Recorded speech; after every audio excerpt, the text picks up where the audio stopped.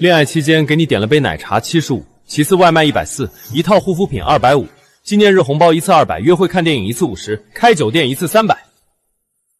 哦对，你生日我妈给你包了顿饺子，一个8毛，你吃了20个，就是16。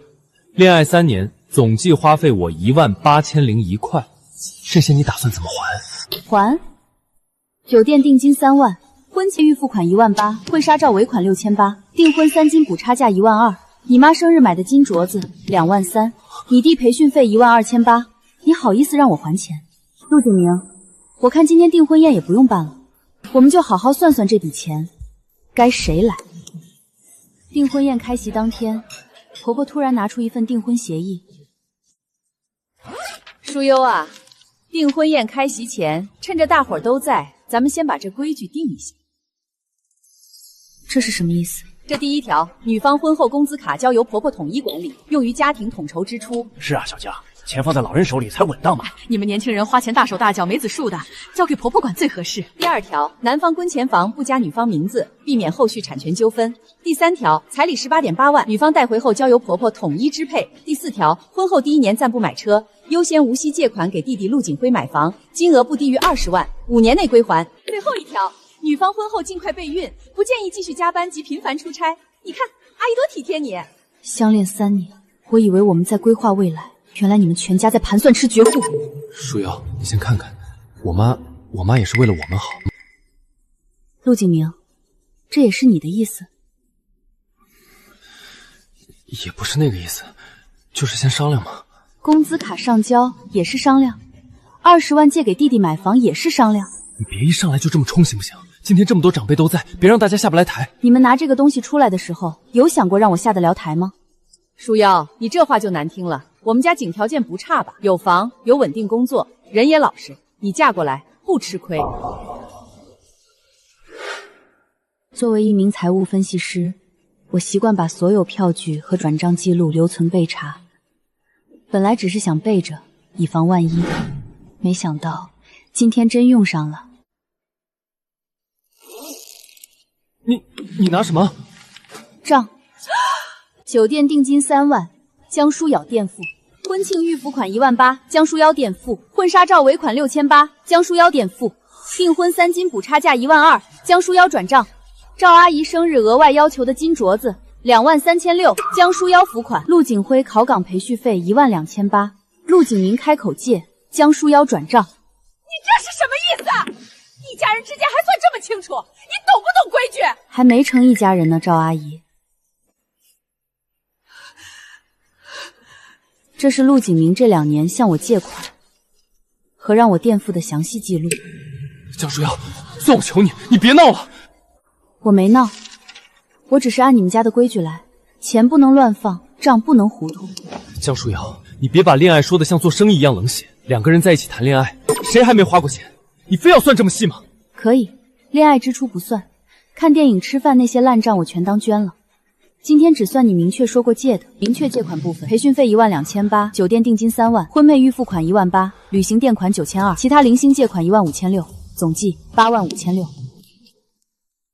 今天就把确认单签了。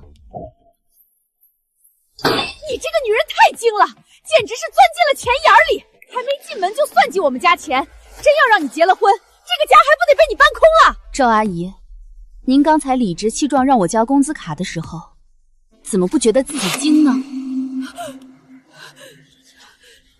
那是为了你们的小家庭好，是为了统筹规划。那我今天清账也是为了不把这笔烂债带进小家庭。江舒瑶，你到底想怎么样？非要把我逼死你才甘心吗？松开！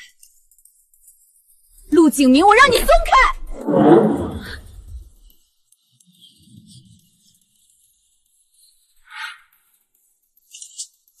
你拍什么？不许拍！把手机给我！赵阿姨，看清楚了，今天这屋顶上有监控，门口还有服务员看着。您要是敢动手碰我一下，我立马报警，让警察来评评理。江舒瑶，你敢？我敢。今天订婚宴取消。你说什么？我说婚不定。酒店的定金3万是我付的，我现在去和酒店谈，能退多少退多少。至于已经上的菜，你们慢慢吃，剩余的尾款谁点的谁结。你这个不知好歹的女人，你这让我们家的亲戚面前丢脸！你走出门就别想再回来！是我让您丢脸，还是您拿工资上交表出来的时候自己不要脸？江书瑶，你一定要这样吗？我们都谈了3年了，婚纱照拍了，请柬发了，亲戚也都通知到位了。你现在就为了这点小事退婚，你让别人怎么看我？你让我怎么在单位抬头？那你拿我工资卡给你妈管的时候，有想过别人怎么看我吗？有想过我的尊严吗？那是两码事，我妈也是为了咱们小家庭好。经理，麻烦过来一下。江小姐，请问有什么可以帮您？这场订婚宴取消。取消？江小姐，您确定吗？今天是……非常确定。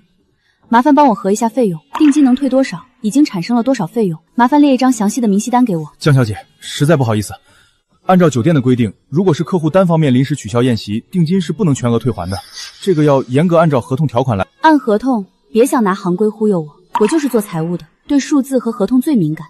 明白了，江小姐，那请您跟我去前台，我们用系统给您核算明细。书瑶，江书瑶，你等一下。书瑶，你别闹了行不行？我妈她年纪大了，老一辈的观念就是这样，她心不坏的。你非要因为一张破纸毁掉我们所有的心血吗？陆景明，你到现在还觉得问题只是一张纸？问题根本不是那张纸，问题是你们家真这么想。你妈把那种荒唐的话说出口，你默认了。你弟弟像个吸血鬼一样等着拿钱，你装作不知道。江书瑶，你别把话说的这么难听，什么提款机吸血鬼的，嫌难听？行，那我说精准一点，你们家招的根本不是媳妇儿，你们家是想白嫖一个带薪的出纳。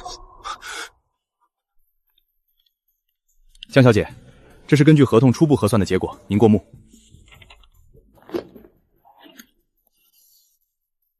包厢服务费未实际发生，这笔不能扣。另外备菜折旧只能按采购价算，不能按菜单溢价算。是，您说的对，我们重新调整一下。江小姐，扣除已产生费用，定金退回12000，您看可以吗？可以，当场把退款打到我的卡里。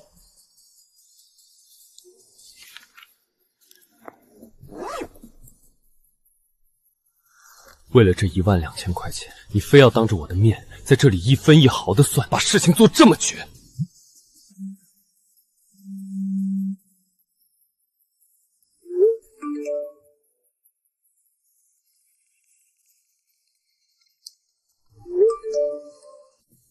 还好，我还有最坚实的后盾。这段烂桃花，是时候彻底结项清算了。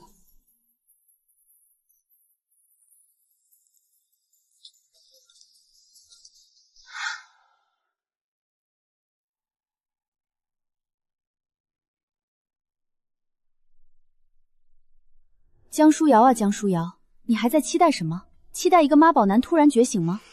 他不是没机会，是机会递到他手里，他为了维护他可笑的面子，拿去替他妈挡脸了。这种人不值得任何留恋。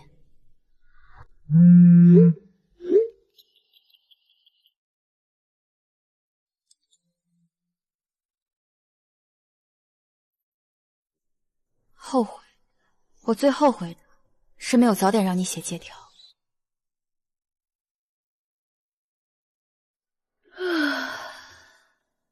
陆景明，感情算完了，接下来该算算经济账了。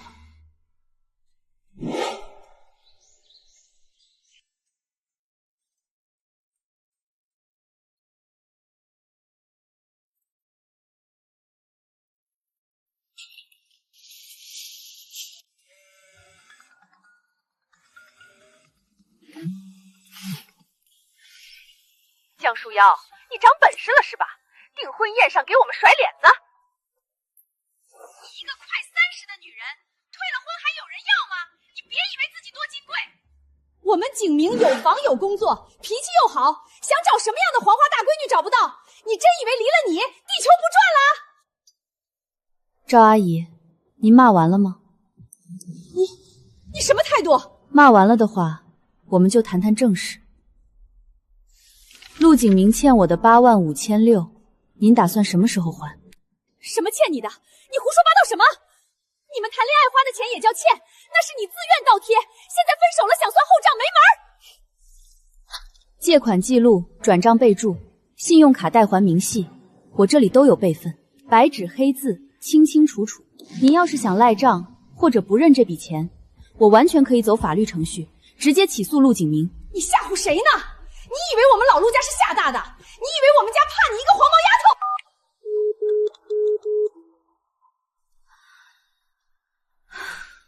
不怕就好，我们就走着瞧。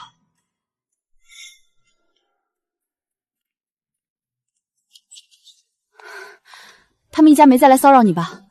打了几个电话，我录完音就拉黑了。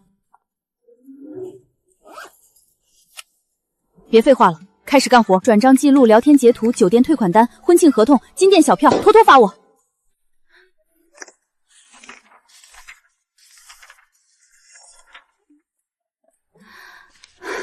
江疏雨，你这不是在谈恋爱，那是什么？你这是开了一家慈善性质的小额贷款公司啊，还是免息的那种？3年，我以为是在经营一个小家，原来只是在填一个无底洞。难受了？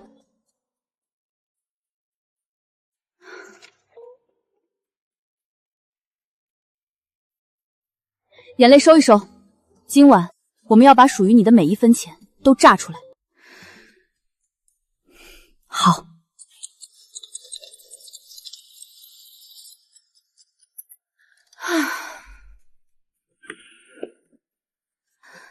10.920万，不算不知道。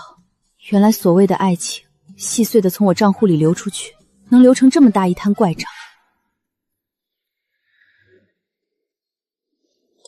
糖糖说的对，先发律师函，对方不还再起诉。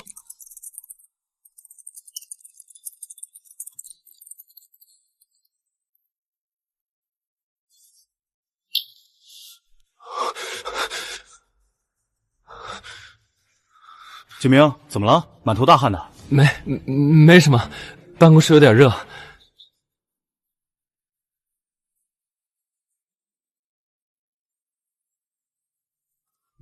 喂，江疏瑶，你到底想干什么？你把那种东西寄到我单位邮箱干什么？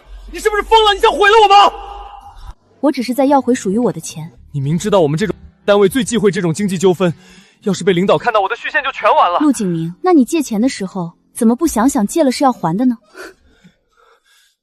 江疏瑶，你是不是从一开始就没想好好跟我结婚？你搞这么多花样就是为了报复我？陆景明，你是不是得了失忆症？在订婚宴上拿出一张要求女方重交工资卡出资给小叔子买房的财务安排表的人是你妈，不是我。想要吃掘墓就别装什么深情受害者。陆景明最怕丢脸，这一点我从认识他第2个月就知道。有一次吃饭，他点错了菜。您好，你们的香菜拌牛肉，请慢用。我好像说过我不吃香菜。哎呀，来都来了，算了吧。可是我一口都吃不了，这菜没法动。不好意思，麻烦帮我们换一下，或者是退掉，我们没点这个。别麻烦人家换了，你看周围别人都看着呢，多丢人啊！那时候我以为他是性格温和，不喜欢冲突，后来才知道他只是极度害怕自己难堪，只要能保住他的体面，委屈谁都可以。哼，我就是要让所有亲戚都看看这死丫头有多嚣张。平时我在家里说一不二，大家都知道我是个能干的母亲。景明工作好，景辉也要买房。我们老陆家是什么门第？他敢当众掀桌子，亲戚们一人一口唾沫也能淹死他。妈，这发到群里不好吧？万一传出去……怕什么？我就是要让大家评评理。哎，这丫头怎么把我拍得这么凶？美兰啊，这个确实有点过了，现在年轻人不吃这一套了。就是啊，房子不给人家姑娘加名字，还要人家江疏仪帮小辉买房，这怎么看都不合适吧？你们懂个屁！江疏悠这个小蹄子就是现没家教，他就是图我们家景明条件好，把我儿子当提款机。我收他工资卡怎么了？我是帮他们保管。妈，你疯了，别发了，你嫌不够丢人是不是？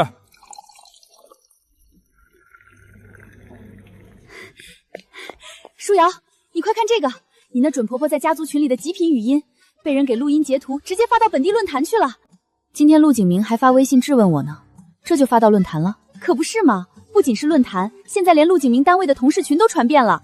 你瞧瞧这下面的网友评论，真是大快人心。这男的我认识，单位那个合同工吧，天天装的跟有事似的。之前还听说他要续签，闹成这样估计够呛了。让女方工资上交，还让女方帮弟弟买房，这家人算盘珠子都崩我脸上了。这种婚退的好，不然婚后有他哭的。舒瑶，水满了溢出来了。你发什么呆呀？跟这种烂人生气不值当。我只是在想，要不要把这些发到朋友圈？别发，现在还不是你下场的时候。你把截图全部保存好当证据就行，别露头。咱们就冷眼看着，让他们自己把脸丢完。好，听你的。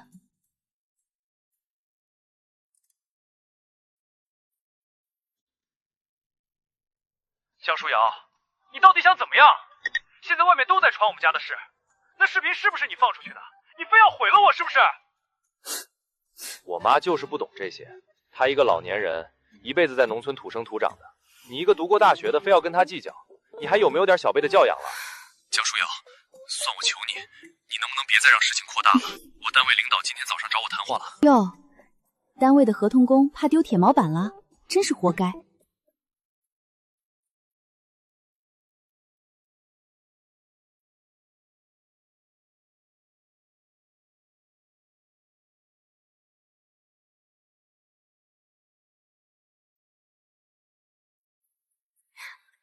这绝对是陆景明干的，他自己不要脸，居然还反咬一口去举报你。这是我第一次认真经营的内容账号，虽然没挣多少钱，但它是我从那场订婚宴里唯一抢回来的属于我自己的地。陆景明就是知道这点，所以他才想踩掉他，他想逼你低头。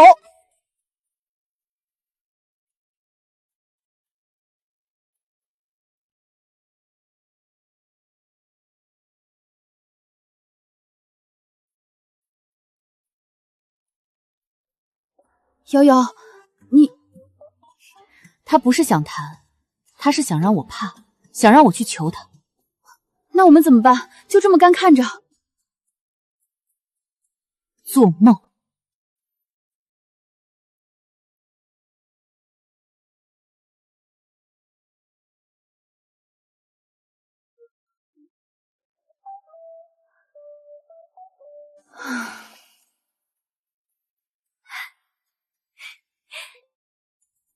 瞧见没？官方还是长眼睛的。这波限流解除，看陆景明还怎么作妖。确实，我们只是在跟他做账。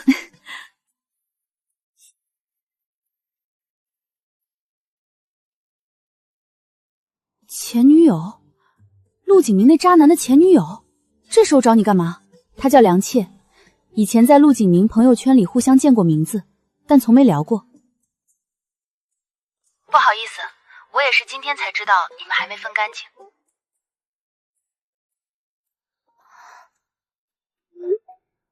我呸！真不要脸，一边跟你办着订婚宴，一边在外面勾搭前女友，还倒打一耙说你太会算计。舒瑶，你别太难过，我不疼，不疼，他都这样恶心你了，不是疼，是腻，就像是早上起来渴得厉害，顺手端起桌上的隔夜水喝了一大口，咽下去之后才发现，那杯底其实飘着一层黏糊糊的冷油。用你的钱筹备婚礼，转头在前女友面前立被逼无奈的深情人设，这软饭硬吃的软骨头，他怎么有脸说出口的？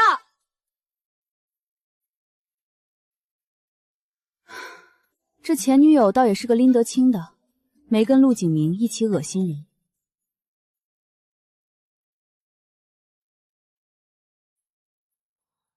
打码了有什么用？他们俩的共同好友全看得懂。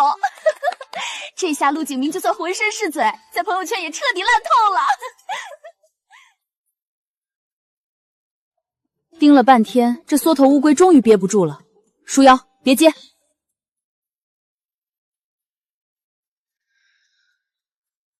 江舒瑶，你现在满意了？真是狗急跳墙，自己被抓包还有脸来质问你。我跟他没什么，就是普通朋友聊天。你能不能别再让别人看笑话了？这种人就是不见棺材不落泪，到现在还只想着自己的面子。这已经是今晚的第3个电话了。舒瑶啊，阿姨年纪大了，血压也高，真的受不了这个刺激啊！你看看网上那些人把我们家景明骂成什么样了，你能不能发个声明，让网上那些人别说了，行不行？孙阿姨，求你了。钱怎么还？一提到钱就装死，这老喷婆演的还挺像那么回事儿。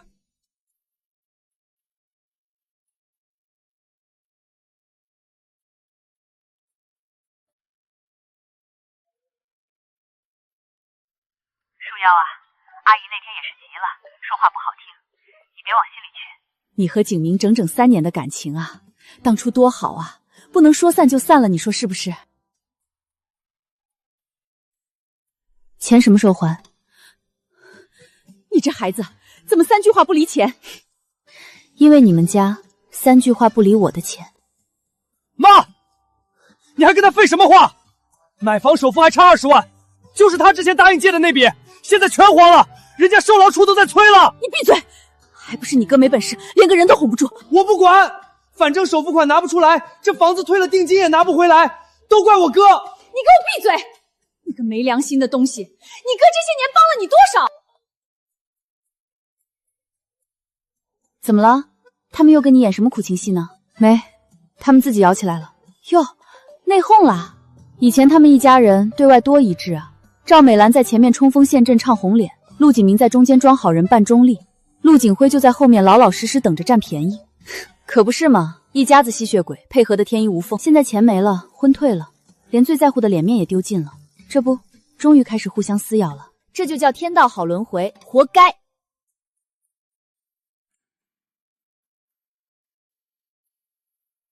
单位领导今天又找我谈话了，暗示我如果再不解决好私人纠纷，合同到期就不续签了。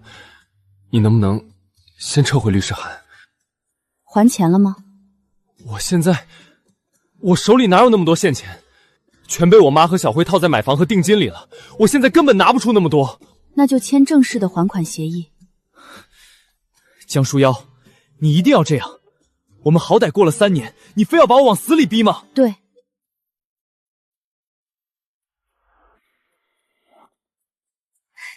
舒瑶，告诉你一个好消息，陆景明的续约彻底黄了。被开除了，倒也没那么戏剧化。听他们单位的人说，不是直接开除，而是原本都说好要走流程的续签协议，被他们领导亲自按下来了。等合同一到期，他就得卷铺盖走人。真不要脸，临到头了还在你这装受害者。什么叫什么没了？工作是他自己作没的。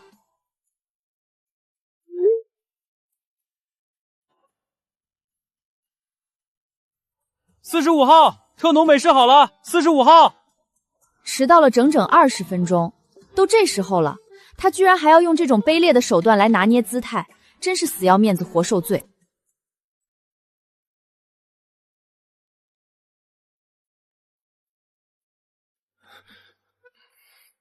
哟，陆大才子今天出门挺着急啊，还要带律师来。江书瑶，你这是打算彻底跟我走法律程序了？我可不是律师，我只是来帮他看协议的，免得某些人欺负他心软，在协议里挖坑。总金额85600元，其中有23600元属于争议部分。如果你今天愿意一次性结清，争议部分我们可以做主给你减免一部分，但如果你选择分期，每个月必须按时回款5000元，一旦逾期，就直接按这上面写好的法律条款走。舒瑶，3年的感情，我们风风雨雨走了3年，难道非要走到今天这一步吗？你就这么冷血？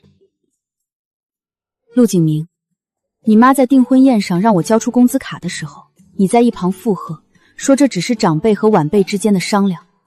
你弟买房，理直气壮的等我拿出20万首付的时候，你搂着我的肩膀，说这就是一家人互相帮衬。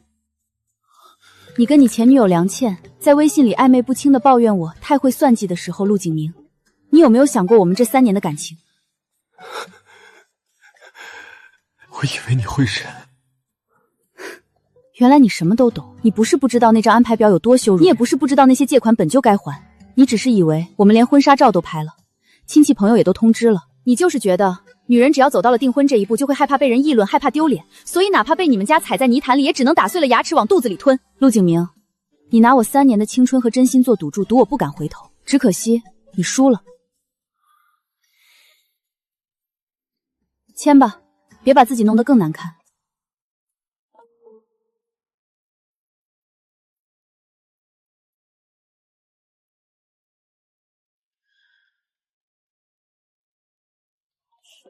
可以了。江舒瑶，你以后会后悔的。你以为你能在外面找到比我更合适、对你更好的人？我最近最后悔的事，是3年前没早点让你写借条。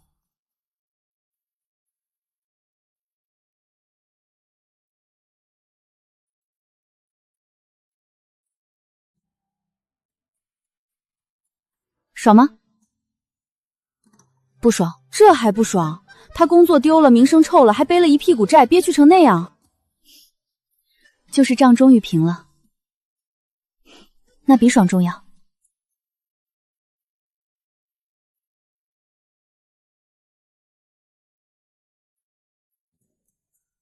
老板，拿一个烤红薯。好嘞，姑娘，刚出炉的，烫手啊！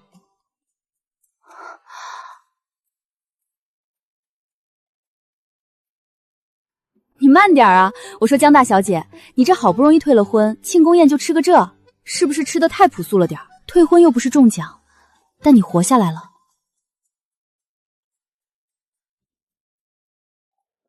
又是这样的深夜。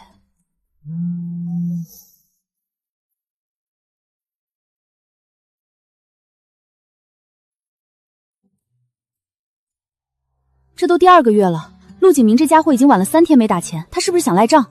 不催。根据协议，逾期超过5日，我们将依法启动追藏程序。发了。还别说，自从上次吓唬了他，第3个月、第4个月，这陆景明倒是比谁都准时。什么意思啊？他妈身体不好跟还钱有什么关系？这是又想卖产博同情，指望你免了他的债。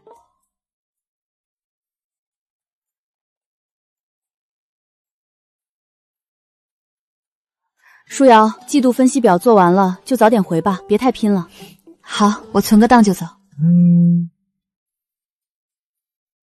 终于结束了，半年了，这笔账总算清了。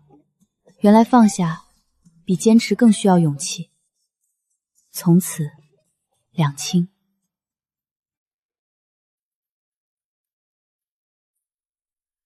舒瑶，你快看我给你发的截图，笑死我了！陆景明那个不要脸的居然又去相亲，结果直接被女方家里挂到本地论坛避雷了。相亲避雷，避雷这个姓陆的奇葩。相亲遇到一个男的，以前订过婚，订婚宴上居然要求女方把工资卡上交，还大言不惭让女方帮他弟弟买房。最离谱的是，这男的之前还借前女友钱不还，被下了律师函才吐出来。这叫什么？互联网是有记忆的。看他们一家以后还怎么去祸害别的姑娘。舒瑶，看完了吗？精彩不？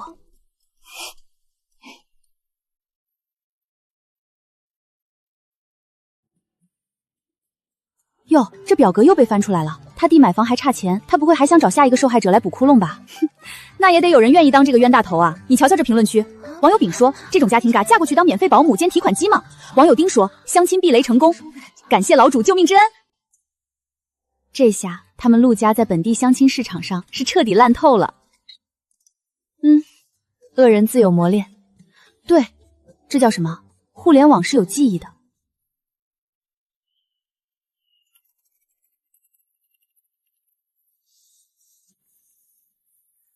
舒瑶，陆景明相亲被全网避雷，大家都笑疯了，你怎么一点反应都没有？我正忙着改自己的预算表呢。也是，算清自己的账最重要。不过你新租的这套房子真不错，离你公司步行才15分钟，阳光还这么好。就是这二手茶几，你之前自己擦了3遍，抹布水倒出来都是黑的，脏点没关系，擦干净就行了。房子不大，但朝南，我很喜欢。这床垫偏硬啊，你睡得惯吗？刚搬进来的第1天晚上，我半夜醒过一次。半夜醒了，是因为难过吗？不是，是因为太安静了。安静？以前在那个家里，半夜总是陆景明提大游戏小叫的声音，或者是他妈发来的那些60秒的长语音，再不然就是谁又催着我转账要钱。那天晚上我躺在新床上，忽然觉得这房子小得刚刚好。懂你。对了，婚庆公司那边退了一部分钱，这是退款单，你收好。另外，婚纱摄影工作做昨天打电话来问，我们之前拍的婚纱照相册已经做好了，问我们还要不要去拿。婚纱照相册我没要，也是，拿回来也是添堵。那赵美兰之前送过来的那套订婚3金呢？你打算怎么处理？3金原路退回。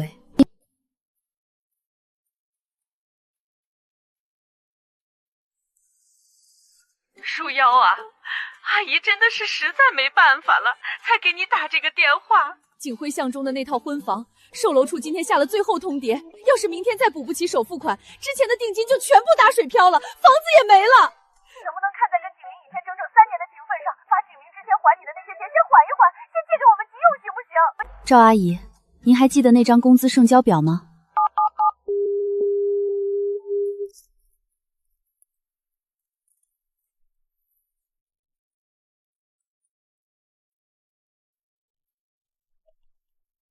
以前我总觉得生活要有很多仪式感，求婚、订婚、婚礼、婚房，两家人坐在一起热热闹闹吃饭。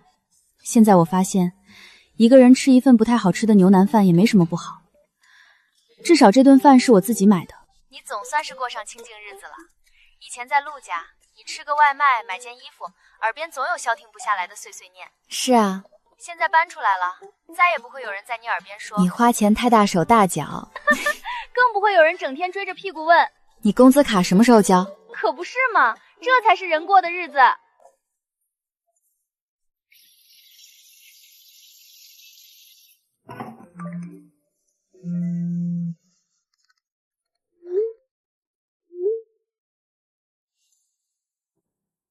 买窗帘，浅色的，不透光的，能遮住就蓝色的那种。终于，这里只属于我一个人了，不用再和别人分享，这种安静真好。糖糖还没睡吧？没呢，正刷手机呢。怎么，搬新家第一晚睡不着？听着窗外的雨声，忽然想起订婚宴那天了。想起赵美兰和陆景明了？想起赵美兰把那张婚后安排表推到我面前时，脸上那副笃定的笑。她以为我会忍，陆景明也以为我会忍。他们就是拿捏住了女人的软肋，觉得两家人都通知了，婚纱照也拍了，走到订婚这一步，女人就绝对不敢再回头。可我偏偏回了。那天我撕掉的不只是一张安排表，也是他们陆家一早就给我排好的当一辈子保姆和提款机的位置。撕得好，早点睡，明天周六，姐们儿陪你去家具城彻底除旧圣新。两位姐，看看这款最新上架的沙发吗？还有这边今年最流行的轻奢风，非常符合两位姐的气质。我们自己看，有需要再教你。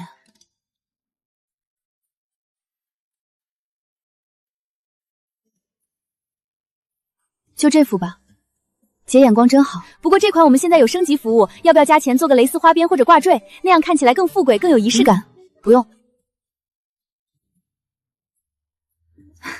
现在审美这么朴素。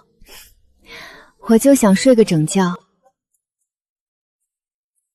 啊切！姑娘，这窗帘用了挺久吧？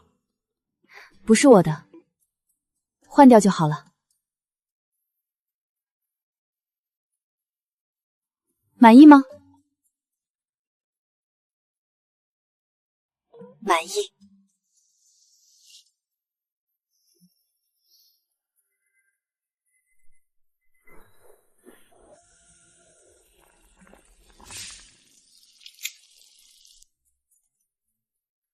大清早的自己开火煮面，这可不像你以前的作风啊。以前是以前，以前和陆景明在一起的时候，早餐总是随便对付，要么是楼下便利店硬邦邦的包子，要么是他打游戏到凌晨，吵得我连开火的心思都没有。现在总算脱离苦海了，自己一个人想怎么过就怎么过。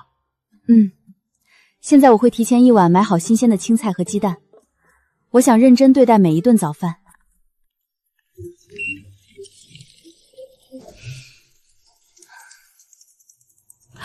舒瑶，你最近气色真好，感觉整个人都亮了。可能是最近睡得好。舒瑶，你最近何止是气色好，连带着工作效率都高得吓人。刚才经理还夸你说你这周的部门报表做得又快又准，确实是睡得好。林姐，你不知道，自从我换了那个浅母色的新窗帘之后，再也没有在凌晨被外面的路灯晃醒过。睡眠环境太重要了，睡眠好了，整个人状态都不一样。是啊，以前半夜总能听到游戏通关的声音，或者手机震个不停的语音轰霸，现在躺下就能一觉睡到自然醒，脑子都清醒了。这才是对的生活，把那些消耗你的糟心事儿丢掉，人就该轻装上阵。袅袅，开会的时候我偷偷看了一眼你的账号，你猜怎么着？限流彻底解除了。何止是解除，直接飞天了！走走走，回工位，我给你看后台。天哪，破100万阅读了，这真的是大爆特爆啊！树妖，你快看评论，这些女孩原来有这么多人和你有一样的遭遇。你瞧这姑娘写的，谢谢博主。看了你的故事，我终于鼓起勇气和那个一直无底线消耗我的关系说了再见。原来不忍真的可以活得很好，真好。原来我走出来的这一步，也能成为别人的光。树优，你这回复的也太认真了。不过说真的，看着这些女孩的留言，我都替她们捏一把汗。其实最开始我写这个账号，只是想记录一下自己的财务心得，当做工作之余的随笔。真没想到会被这么多人看到，那是你写到了他们的痛处。现在大家在感情里太需要你这种清醒的理智了。是啊，我现在忽然觉得这件事有了不一样的意义。我是做财务的，职业习惯让我最擅长算账，可我发现很多女孩在感情里从来都不会算自己的账。可不是嘛，总觉得谈钱伤感情，结果人家可不管什么感情，算盘珠子都打到他们脸上了。他们把自己的时间、精力、金钱毫无保留地投进去，最后换来的却是一身伤痕。既然我懂得这些，就应该用我的专业帮他们把这笔账算清楚。舒优，你看这一段，关于婚前财产公证这块，从法律程序上来说，最好再加一句，需双方共同到公证处办理，单方声明无效，这样更严谨。好，听你的，法律这块你比我专业。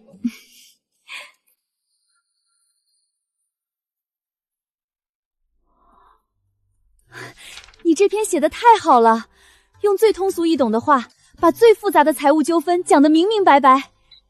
行了，别太夸张了，我也就是在账号上分享一点自己的专业经验。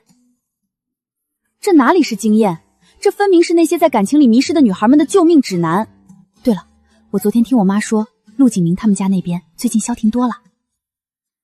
哦，怎么说？陆景明原来的单位不是不跟他续签了吗？他后来去了一家私企做财务，听说最近挺忙的，经常加班。不过私企嘛，多劳多得，工资倒是比以前在事业单位当合同工时高不少，那挺适合他的。他现在也不怎么跟家里要钱了，每个月还会给赵美玲一点生活费。还有那个陆景辉，现在也找了份兼职，周末去跑外卖，说是要自己凑买房的首付。最搞笑的是赵美兰，她现在也不怎么出去串门了，以前天天在小区里逢人就说你坏话，现在可好，小区里那些大妈一提起订婚宴和你的事儿，她就跟耗子见了猫一样，低着头赶紧走。舒瑶，你听完这些，心里就一点想法都没有，不觉得解气，还是觉得他们有点可怜？就像你以前说的，每个人都要为自己的选择负责，这倒也是。他们以前觉得算计别人的钱是理所当然的事，现在不过是回归了正常的生活轨道，靠自己的双手挣钱。其实这样也挺好的，他们终于明白，没有人有义务为他们的人生买单。是啊，以前就是被你惯的，让他们觉得吸别人的血理所当然，现在自己去碰碰奖，才知道生活有多难。对了，瞧我这脑子，差点忘了正事儿。梁翠昨天给我发消息说她的花店下周开业，问我们要不要去捧场。梁翠，她的花店要开业了。说实话，我以前真没想到你和陆景明的前任居然能聊到一块儿去，这算不算敌人的敌人就是朋友？这倒不是，梁庆是个很通透的女孩。自从上次她给我发了那些聊天附族之后，我们偶尔会聊几句。当初她和陆景明分手，也是因为受不了陆景明事事都听他妈的，还总想着花他的钱。她能果断抽身，说明她比以前的我有远见。确实，现在她自己开了一家小花店，自食其力，可比指望陆景明那软骨头强多了。对，离我们公司不远。那下周开业，咱们去不去？当然去，我不光要去捧场，我还准备在他那里订1年的鲜花，每周1束，放在家里。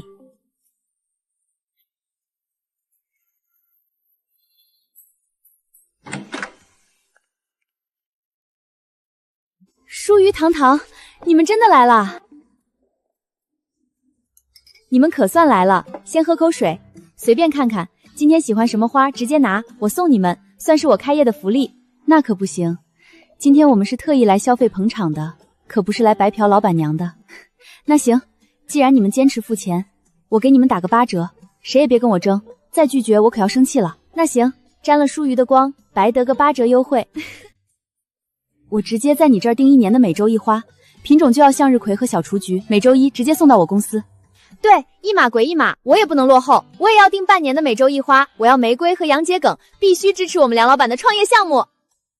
其实现在坐在这里聊起过去的事儿，真觉得像是一场不真实的梦。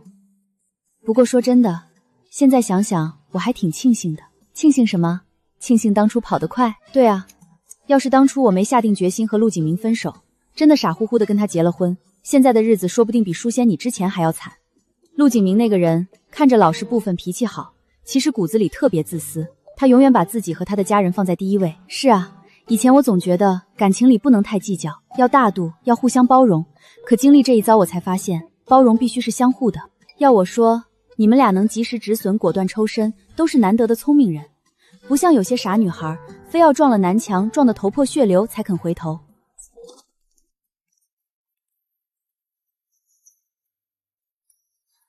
太香了，舒优，你这烘焙班真没白录，凡事只要肯花心思，总能做好的。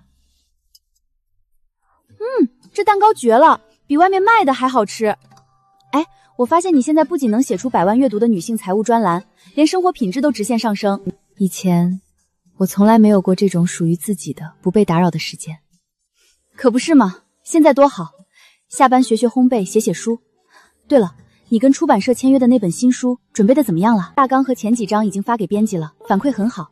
我最近正在加班加点写初稿。哇，太棒了！等你这本书顺利写完，我们去玩吧，去看看大海，吹吹风，彻底放松一下，多舒服啊！好啊，等我拿到新书的稿费，我请客，带你去玩个够。书妖，这书名起的真是绝了，下个月真能顺利出版。上个月那家出版社的编辑联系我时，态度特别诚恳。他说看了我的专栏文章，觉得社会价值很高，想帮我出一本系统性的书，确实很有必要。不过你这第2章有个错别字，标点符号也有用错的，我都给你改过来了啊。写书比做报表还累，今天有点写不动了。那可不行，江书瑶，你想想你的旅游，再想想你那即将到账的经费，给我支棱起来，加油！行，为了经费，我拼了。各位，以上就是第3季度的财务分析报告。另外，新来的陈总真是不一样，专业能力特别强。江舒阳，请等一下。江舒瑶，你刚才的报告做得很好。谢谢陈总监，都是平时积累的数据。其实我也看过你的内容账号，你写的那篇文章写得非常专业，也很有趣。陈总监，您也看我的账号？是啊，在做财务这行之前，我们首先是社会人，你能用通俗的语言把这么复杂的利益关系讲得这么清楚，真的很不容易。谢谢陈总的认可。最近新来的陈总是不是经常找你啊？我好几次看见他在你工位前跟你讨论你那本新书。工作之余偶尔会聊几句。他看了我的初稿后，给我不少修改建议。可以啊，总监亲自当你的编外顾问，他人怎么样？不仅专业能力强，而且3观很正。平时聊天能感觉得出来，他非常尊重女性。在这个行业里，像他这样通透的人不多见。今天加班辛苦了，先喝点咖啡暖暖。谢谢。平时做审计习惯了，不过今天聊得挺深，关于婚姻中的财务索取那部分，我觉得我的切入点还是太尖锐了。不，恰到好处，因为现实往往比你写的更冰冷。陈总，那在您眼里，什么样的感情才算健康？我觉得好的感情应该是2个独立的人，互相欣赏，互相扶持，而不一方依附于另一方，更不是一方算计另一方。这还是第一次有人跟我说，好的感情是2个独立的人互相欣赏。你说的对，以前我总觉得感情里不能太清醒，太清醒了就不浪漫了。可现在我才发现，真正的浪漫是建立在互相尊重和边界感之上的。你能这么想，说明你真的成长了。工作之外，你平时喜欢做些什么？看书、旅行，或者在家侍弄一下阳台上的绿植。我喜欢安静的生活。真是巧了，我的解压方式也是看书和旅行。等我们手头这个审计项目结束，我打算去海边吹吹风。真的吗？我也一直计划着写完书就去旅行。恭喜你啊，江大作家，书稿终于顺产交上去了，以后我就是你的头号粉丝了，签售会必须给我留第1个位置。恭喜恭喜！等你的书正式出版了，我要在我的花店里最显眼的位置摆上10本，帮我们大作者好好宣传。谢谢你们，要是没有唐对之的严厉监督，还有梁老板每周的鲜花通味，我肯定写不完这本书。其实我心里最想感谢的是那个在订婚宴上勇敢撕毁安排表的自己。如果不是那天的决绝，我现在可能还陷在那段消耗性的关系里，每天为了钱和家务争吵，过着自己不想要的生活。姜老师，谢谢你的书，真的谢谢你。我上个月经历了和你一模一样的事情，那时候身边的朋友都劝我忍一忍，说走到这一步太丢脸了，我差点就妥协了。直到我看了你的书，我才明白我没有做错，我只是选择了保护自己。任何时候都不要为了别人去委屈自己，你做得很好。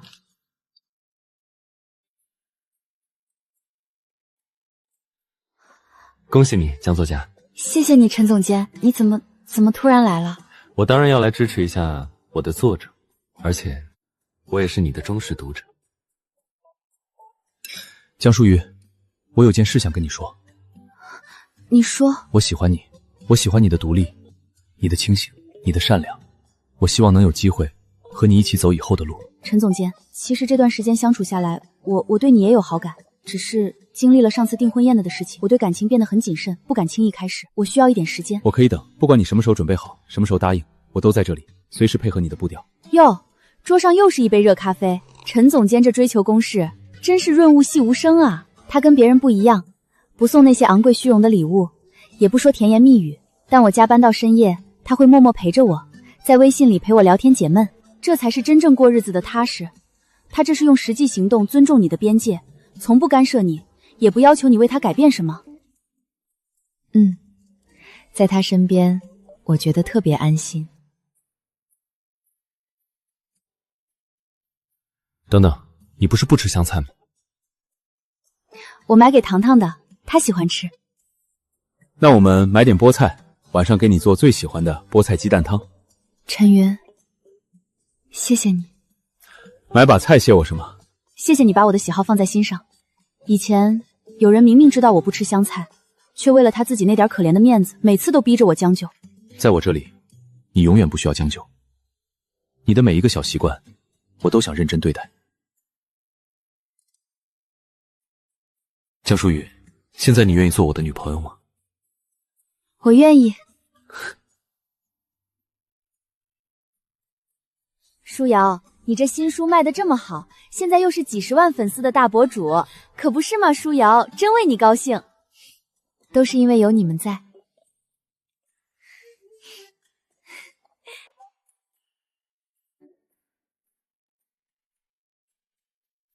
很像。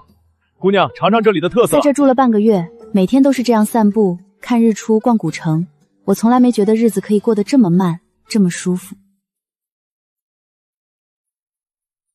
舒瑶，我们结婚吧。